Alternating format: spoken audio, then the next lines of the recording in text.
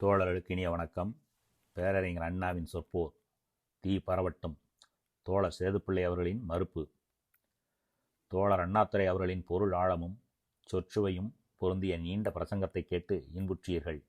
அவர் போன்ற பெரியார்களிடம் பாதிப்பது மிக இன்பமானதாகும். ஆனால் அவர் மிக நீண்ட நேரம் 1.5 மணி நேரத்துக்கு மேலாக பேசினார். தமது வாதம் வழிவற்றதானதால் பொய்யை மெய்போலாக்க இவ்வளவு நேரம் பேச வேண்டி நேரிட்டதோ என்று ஐயுறுகிறேன். நான் நீண்ட நேரம் பேசப்போவதில்லை. 10 நிமிஷங்கள் பேசுவேன். உங்கள் பொறுமையை சோதிக்கும் எண்ணமுடைய நல்லேன். நண்பர் அவர்கள் பழந்தமிழ் நூல்களை எடுத்து கூறினார். கண்ணகியை என் மரபினர் என்று பெருமிதத்தோடு கூறினார்.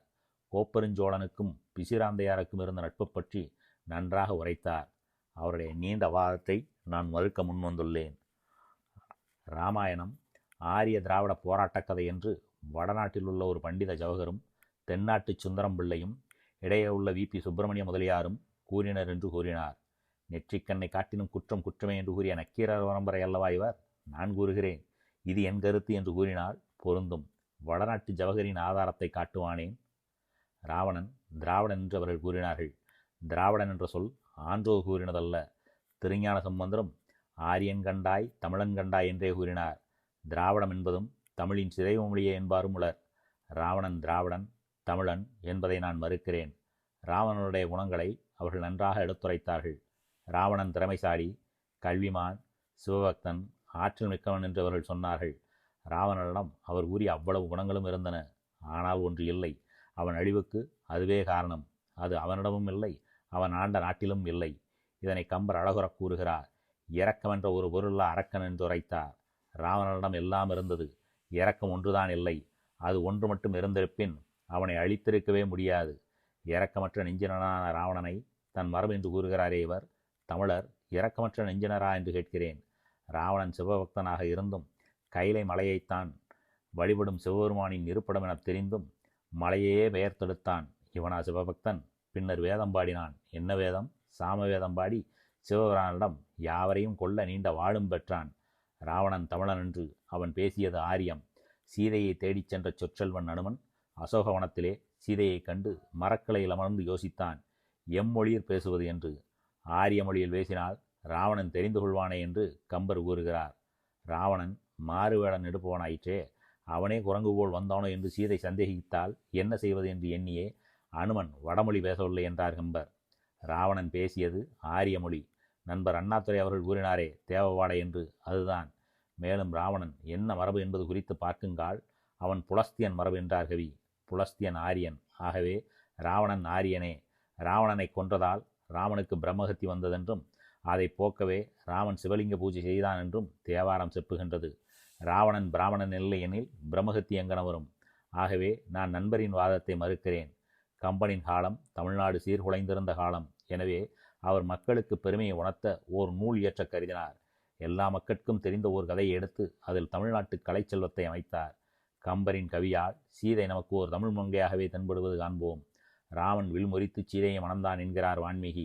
கம்பனோ தமிழருக்கு காதல் மனத்தை கூறலை சிறப்புடைத்து என்று எண்ணினார். அவர்கள் கூறியது போல அகப்பொருள் தோன்றிய நாடு தமிழ்நாடு. காதல் இன்றையில் சாதல் என்பதை நாட்டிய நாடு இது. எனவே ராமனும் சீதையும் ஒருவரை ஒருவர் கண்டு காதலித்தனர் என்று கூறினார். அண்ணலும் நோக்கினாள் அவளும் நோக்கினாள் என்றார் கம்பர். கண்ணை கண் கவ்விற்று என்று கூறுகிறார். இங்கு நாம் தமிழ்நாட்டு மாண்பு காண்கிறோம். கண்ணகி குறித்தவர்கள் சொன்னார்கள். சிலப்பதிகாரத்தின் செம்மையை சொன்னார்கள். பத்தினியின் பெருமையை உணர்ந்த கம்பர் கண்ணகி பற்றி இளங்கோ கூறிய கற்பின் மாட்சிமைகள் ததும்பச் சீதையை சித்தரிக்கிறார். கம்பரின் சித்திரத்திலே கண்ணகி என்னும் தமிழ்நாட்டு பத்தினியின் உருவத்தை காண்கிறோம். எனவே தமிழருக்கு கம்பராமாயணம் செல்வம் போன்றதாகும்.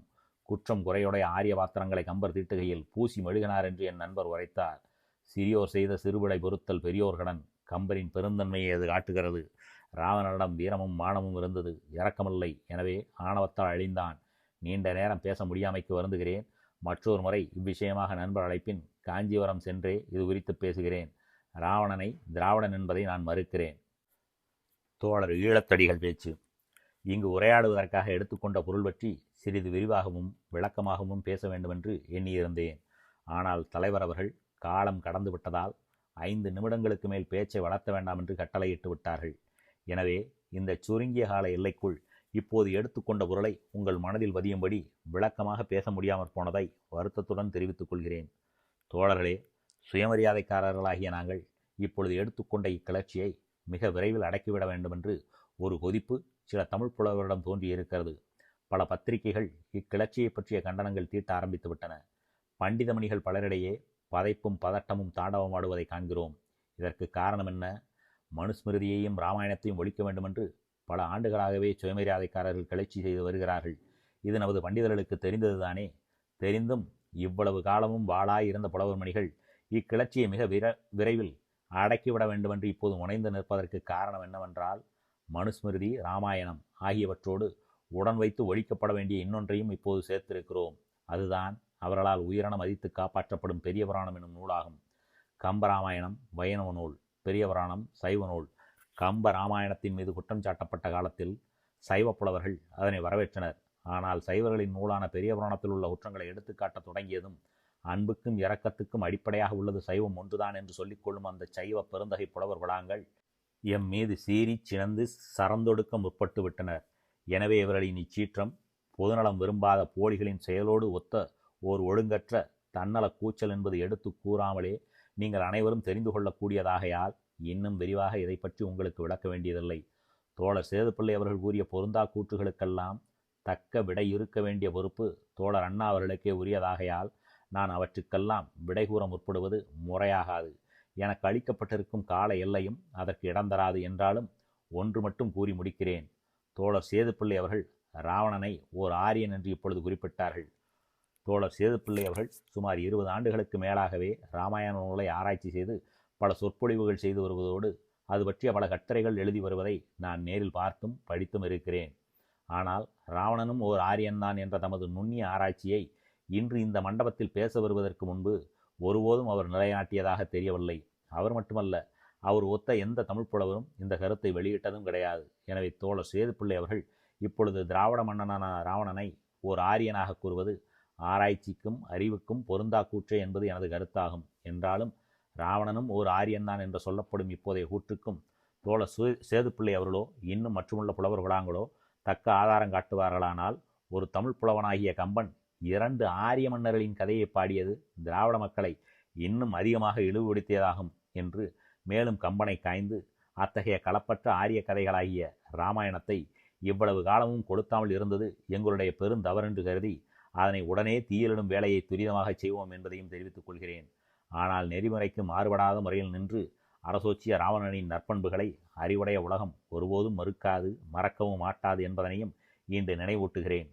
பெரிய புராணத்தை பற்றி தோழர் சேதுப்பிள்ளை அவர்கள் ஒன்றுமே பேசவில்லையாகையால் பெரிய புராணத்தின் மீது நாம் சாட்டும் குற்றங்களை அவர் ஒப்புக்கொண்டதாகவே முடிவு செய்யப்படும். என்றாலும் நாங்கள் இந்நூல்களுக்கு கூறும் குற்றச்சாட்டுகள் தவறுதான் என்று எடுத்துக்காட்ட வழி இருந்தாலோ அன்றி வகை இருந்தாலோ அதற்கும் நாங்கள் தக்க விடையேற்க தயாராக இருக்கிறோம்.